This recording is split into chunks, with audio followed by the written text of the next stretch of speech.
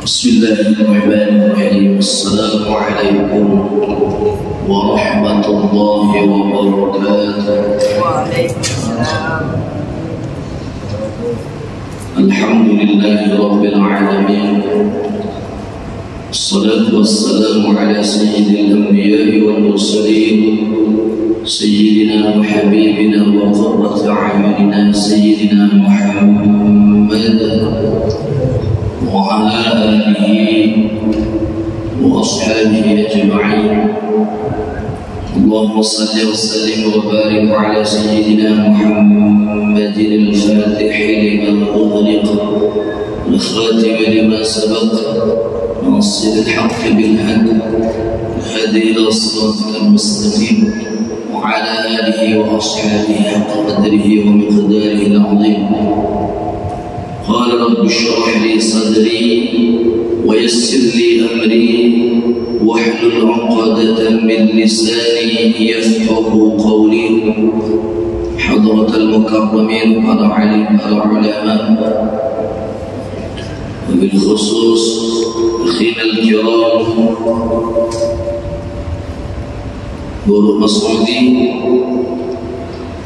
yang kami hormati, para sesepuh pengurus masjid At-Taubah, jamaah salat subuh, Bapak Ibu yang sama-sama dirahmati Allah Subhanahu wa Ta'ala. Pertama, mari kita mengucapkan alhamdulillah, bersyukur kepada Allah atas segala limpahan rahmatnya yang diberikan kepada kita, nikmat iman, nikmat Islam, khususnya nikmat sehat, sehingga alhamdulillah dengan sehat kita masih bisa diberikan kemampuan oleh Allah Subhanahu wa Ta'ala untuk bisa melangkahkan kaki dari rumah menuju masjid ini dalam rangka kita bersujud rukuk kepada Allah Subhanahu wa Ta'ala sebagai rasa wujud penghambaan diri kita kepada Allah Subhanahu wa Ta'ala, sekaligus sebagai wujud rasa syukur kita atas segala anugerah limpahan rahmat Allah Subhanahu wa Ta'ala kepada kita. Semoga kita selalu diberikan kesehatan oleh Allah Subhanahu wa Ta'ala, kemudian kita gunakan kesehatan kita ini semata-mata hanya untuk beribadah kepada Allah Subhanahu wa Ta'ala. Inilah yang dinamakan dengan keberkahan. Salatullah wassalamuhu, semoga selalu terlimpah ruahkan keharibaan baginda Nabi Muhammad sallallahu alaihi wasallam dengan berucap Allahumma salli wa sallim ala sayyidina Muhammad wa ala alihi wa sahbihi ajma'in. Jemaah yang sama-sama dirahmati Allah, alhamdulillah kita dari tengah malam tadi, kira-kira jam 4, jam 3 sudah bangun. Yang salat layar, salat malam, yang mau masak, ibu-ibu masak untuk persiapan sahur. Semuanya itu kita lakukan tak lain hanyalah sebagai penghambaan diri kita kepada Allah Subhanahu wa Ta'ala. Yang kita lakukan semuanya itu tak lain adalah sebagai wujud kepatuhan diri kita kepada Allah Subhanahu wa Ta'ala. Dan itu semua adalah merupakan hal yang sangat dicintai oleh Allah Subhanahu wa Ta'ala. Manakala di dalam setiap langkah kita, di dalam segala aktivitas kita, mulai dari makan, minum, mulai dari tidur sampai tidur lagi, manakala hal itu kita niatkan untuk semata-mata beribadah kepada Allah Subhanahu wa Ta'ala, sungguh semua hal yang kita lakukan itu merupakan satu nilai ibadah yang sangat Allah cintai. Tak terkecuali para hadirin di bulan suci Ramadan ini yang sangat-sangat banyak sekali satu kemuliaan dari Allah Subhanahu wa ta'ala.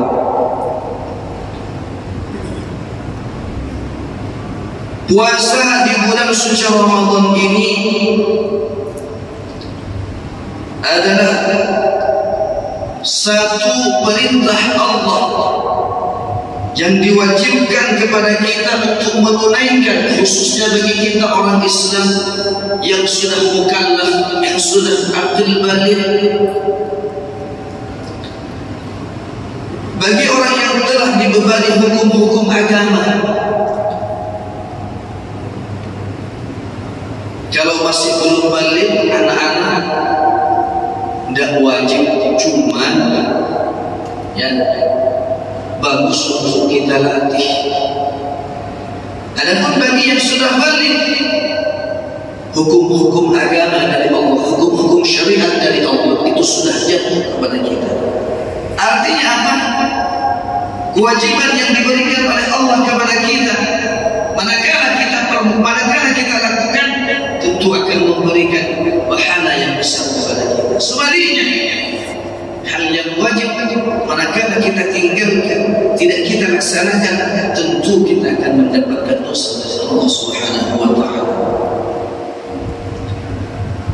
Kita diperintahkan oleh Allah untuk berpuasa karena sangat banyak sekali hikmahnya yang terkandung di dalam pelaksanaan ibadah bulan suci Ramadan ini, para hadirin. Yang pertama, puasa, ibadah puasa ini adalah ibadah yang sangat agung sekali yang diberikan Allah kepada kita, yang disyariatkan Allah kepada kita, dan Allah sendiri yang akan membalasnya pahala-pahala itu.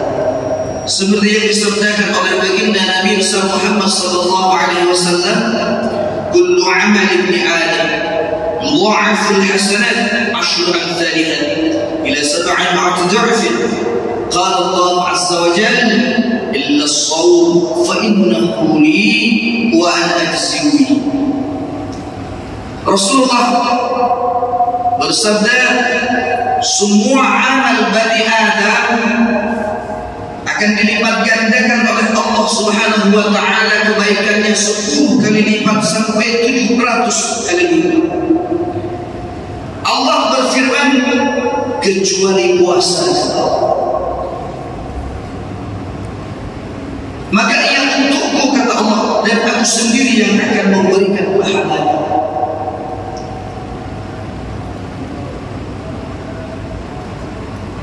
Maka bagaimana betapa besarnya pahala ibadah bulan suci Ramadan ini yang diberikan oleh Allah kepada kita, manakala kita betul-betul memperhatikan rukun-rukunnya dan lain sebagainya, kehati-hatian kita di dalam melaksanakan ibadah bulan suci Ramadan ini, yang mana bukan saja hanya kita menahan lapar haus dan juga menahan hawa nafsu kita, dan berusaha untuk tidak mengotak-atik istri kita pada siang hari. Kalau malam hari sudah halal, kalau siang hari boleh. Dan juga hal-hal yang lain seperti menggibah, menggunjing, berkata kotor dan lain sebagainya, yang semuanya itu akan merusak ibadah puasa kita. Penyakit hati, riya, takabur, bakhil dan lain sebagainya, manakala semuanya itu kita tinggalkan seiring dengan kita melaksanakan ibadah bulan suci Ramadan, maka Allah Subhanahu wa ta'ala sangat-sangat mencintai kita dan sangat-sangat memberikan pahala yang besar kepada kita. Alhamdulillah.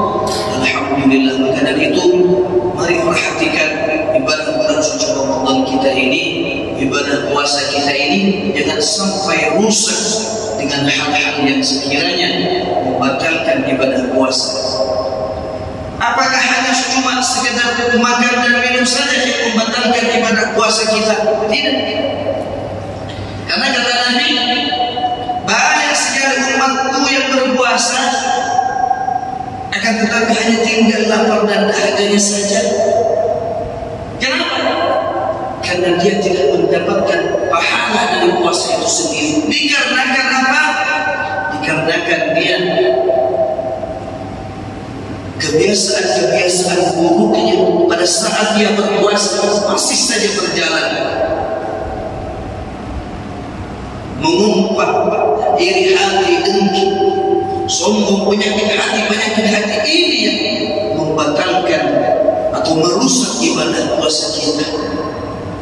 Maka tinggalkan itu, karena itulah yang akan merusak ibadah. Betul memang kita tidak makan dan minum, akan tetapi manakala hal-hal keburukan yang kita lakukan itu seperti mengumpat, berbohong, berdusta, berkata sekiranya menyakiti orang lain pada saat kita puasa, maka puasa kita hanya tinggal lapar dan hausnya saja.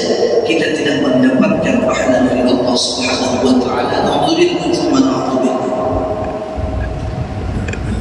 Kemudian manfaat yang kedua di dalam pelaksanaan kita berpuasa ini memiliki banyak hikmah dan manfaat untuk kesehatan tubuh kita. Seperti yang dikatakan orang-orang dari kesehatan itu, orang yang berpuasa itu menghadiri organ-organ tubuh kita beristirahat, dan sel-sel dalam tubuh kita ini bisa mendetoksifikasi, apa itu?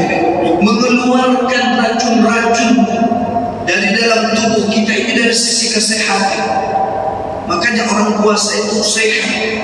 Kata Rasulullah, berpuasalah kalian, maka itu akan mengakibatkan kesehatan baginya semadi kalian. Racun-racun yang berada di dalam tubuh kita ini, setelah seharian kita menahan rasa lapar dan haus, itu akan dikeluarkan secara alamiah. Ini dari sisi kesehatan. Namun dari segi rohaniah, puasa ini memiliki manfaat untuk mendidik kita, mendidik hati kita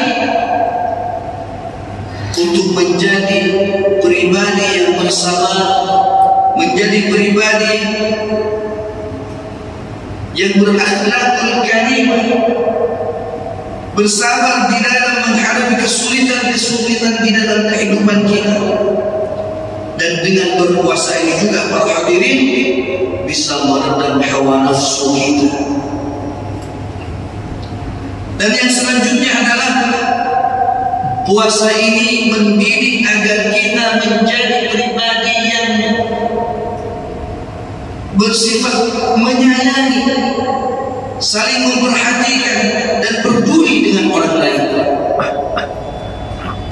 Dengan demikian para hadirin, semestinya orang-orang yang berpuasa itu lebih berempati, mempunyai perasaan yang sangat-sangat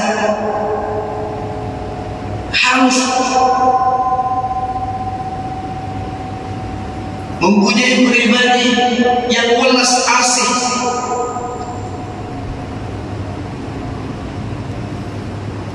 mempunyai pribadi yang lebih perhatian lagi. Karena dengan berpuasa kita merasakan bagaimana orang-orang yang mungkin kehidupannya, perekonomiannya di bawah kita, sampai-sampai mereka tidak bisa makan seharian misalnya.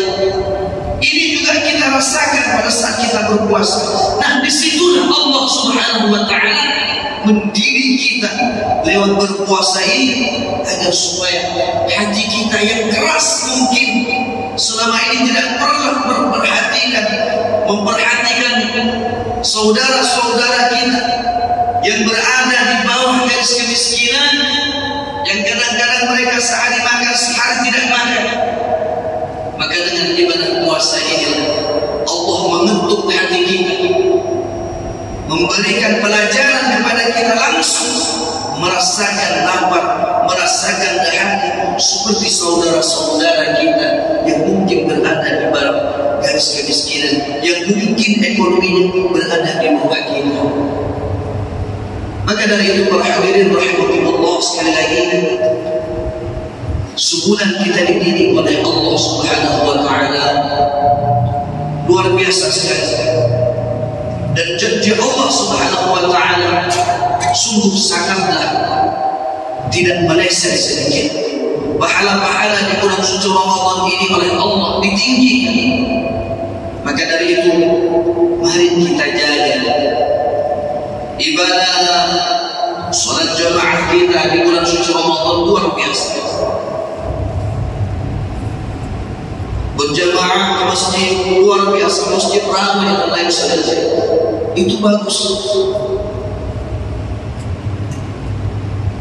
Di bulan suci Ramadan amal ibadah kita tingkatkan, membaca Al-Quran, bersedekahnya luar biasa sekali di bulan suci Ramadan. Itu bagus. Tapi ingat, bulan suci Ramadan ini adalah mendidik kita yang mana pengamalannya nanti 11 bulan ke depan. Jangan sampai nanti setelah selesai ibadah bulan suci Ramadan masjid sepi. Jangan sampai setelah selesai ibadah bulan suci Ramadan seminggu kadang-kadang sekali baca Quran. Jangan sampai selesai ibadah bulan suci Ramadan kita sudah tidak peduli lagi kepada orang-orang di sekitar kita yang membutuhkan uluran tangan kita. Berarti kalau itu semua terjadi, kita gagal dididik oleh Allah di bulan suci Ramadan. Jamaah yang sama-sama dirahmati Allah Subhanahu wa taala, sekali lagi mari pertahankan amalan-amalan ibadah yang rajin kita lakukan di bulan suci Ramadan untuk kita aplikasikan, untuk kita amalkan, untuk kita lakukan bulan-bulan berikutnya selama 11 bulan ke depannya sampai kita bertemu lagi dengan bulan suci Ramadan di tahun yang akan datang. Mudah-mudahan Allah Subhanahu wa taala memanjangkan umur kita, memberkahi umur kita, diberikan kesehatan jasmani rohani oleh Allah, diberikan kesehatan jasmani rohani oleh Allah, diberikan keberkahan umur oleh Allah, sehingga bertemu lagi dengan bulan suci Ramadan yang akan datang dengan sehat walafiat, diberikan keluasan rezeki oleh Allah, diberikan keluasan rezeki oleh Allah, rezeki yang halal, rezeki yang halal, yang barakah, yang menyelamatkan diri kita di dunia dan akhirat. Anak-anak kita dijadikan anak-anak yang saleh dan salihah, yang selalu taat, patuh terhadap orang tua dan taat kepada Allah dan Rasulnya. Dijauhkan dari bala musibah. Keluarga kita dijadikan keluarga yang tentram, keluarga yang sakinah, mawaddah, warahmah, keluarga yang membuat hati kita selalu senang mengingat kepada Allah Subhanahu wa taala, keluarga yang nantinya akan kita bangun mulai dari dunia sampai akhirat dan menempati syurganya Allah Subhanahu wa taala. Amin ya rabbal alamin. Sedikit apa yang kami sampaikan mudah-mudahan bermanfaat, menjadi motivasi kepada kita agar supaya kita terus-menerus menjaga ibadah kita, ibadah bulan suci Ramadan yang sudah bagus ini untuk kedepannya 11 bulan yang akan datang. Jangan sampai kendor lagi, karena manakala kita kendor lagi di bulan suci Ramadan ini, maka pendidikan di bulan suci Ramadan kepada kita ini gagal, dan naudzubillah, mudah-mudahan itu tidak terjadi kepada kita. Hadana Allahu wa iyyakum ajma'in. Wassalamualaikum warahmatullahi